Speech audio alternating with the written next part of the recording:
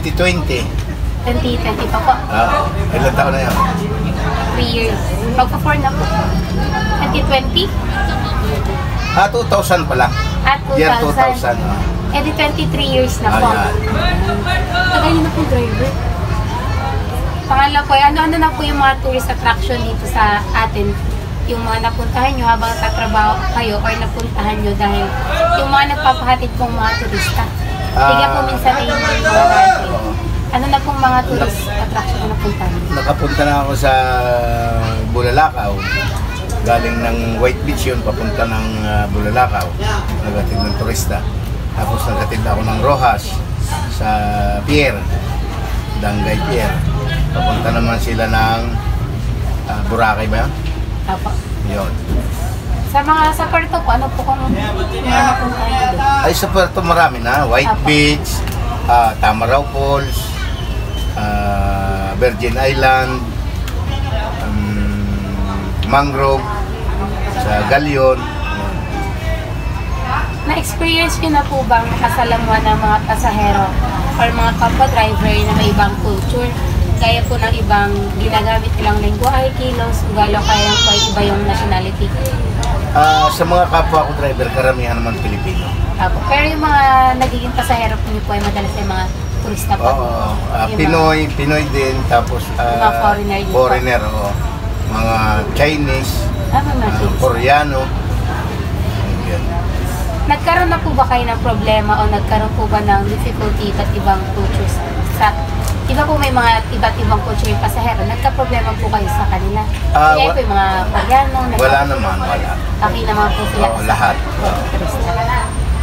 Pwede po ba kayo magbigay ng example or instance na nagkaroon kayo ng problema?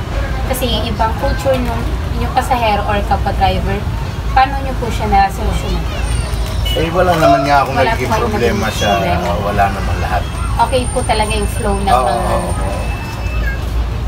Ano po yung masasabi nyo tungkol sa culturalism o yung pagkakaiba po ng culture ng mga tao? Based po dun sa mga nakakasama nyo po mga turista, ano po mga napapansin nyo sa kanila? Kasi syempre po, Pilipino po tayo. Ano po pagkakaiba ng Pilipino sa mga... Kasi laging sinasabi nila, mas maganda daw dito sa Pilipinas. Yun lang. Sa mga lugar po natin. Kaysa sa lugar nila. Meron sa kanila, may time na sobrang init. Dito sa atin ang kultura ay halos isang kumbaga sa isang direction lang. Hindi itong mainit, hindi rin itong malamig. Ano po yung mga in-offer nyo sa mga pasahero nyo na may ibang culture para mabigay nyo po yung needs nila? Ay, di sinasabi ko yung kagaya ng dito sa Puerto Galera. Halimbawa, gusto nilang mamasyal ng Tamaraw Falls. Maganda doon. Tapaliwanag mo lang. Ay, offer nyo po talaga yung lahat, mga place. Nagkaroon na po kayo ng instances na discrimination sa mga pasahero nyo kapag driver dahil iba yung culture nila? Wala naman. Wala talaga. Meron po bang collaborations or partnership yung company po ninyo sa ibang organization para ma-address ang mga ganitong problema? Or kahit po para lang magbigay ng awareness? Wala rin.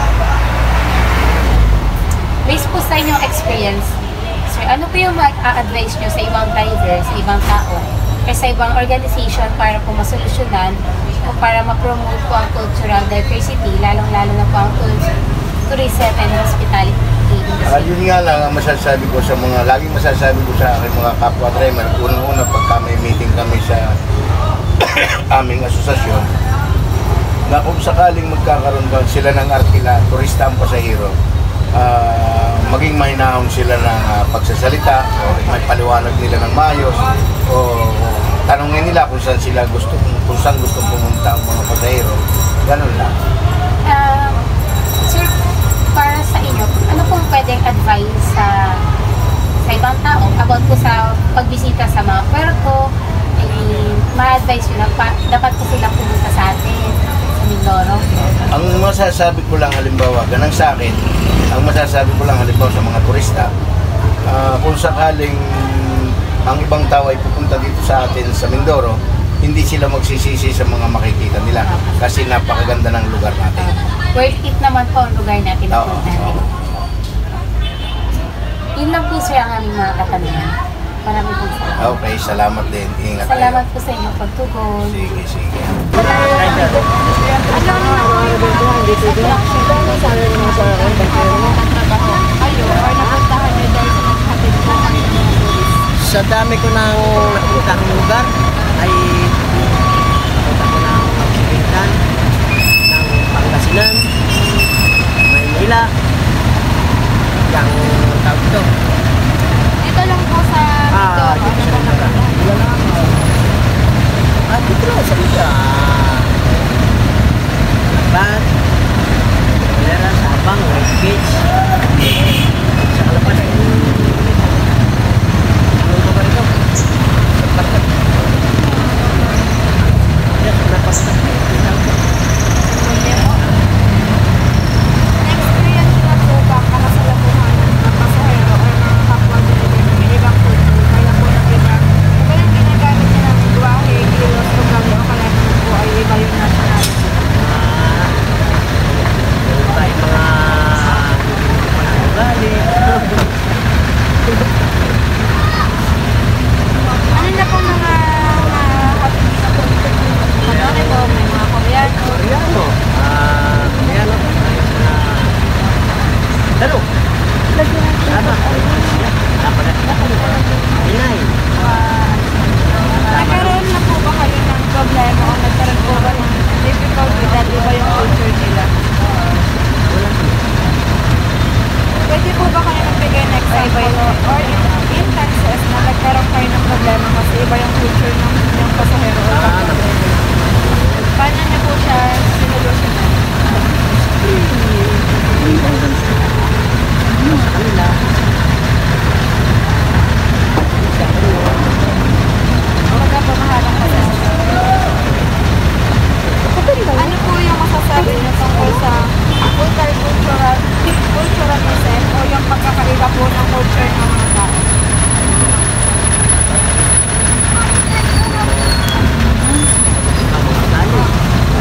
Pero kung minsan na lago,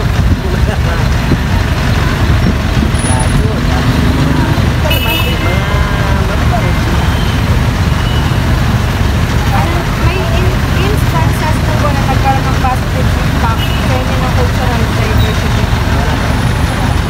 Ano po yung ino-offer niyo sa mga pasahero niyo na may ibang culture para i-divide niyo po the needs nila?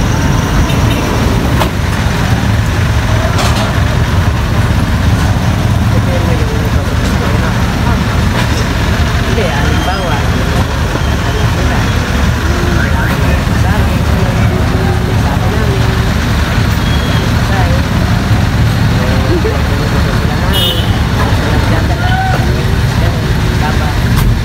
Nagkaroon na po ba ng instances, nagkaroon ng discrimination sa mga pasahero ng kapwa driver dahil iba yung culture nila?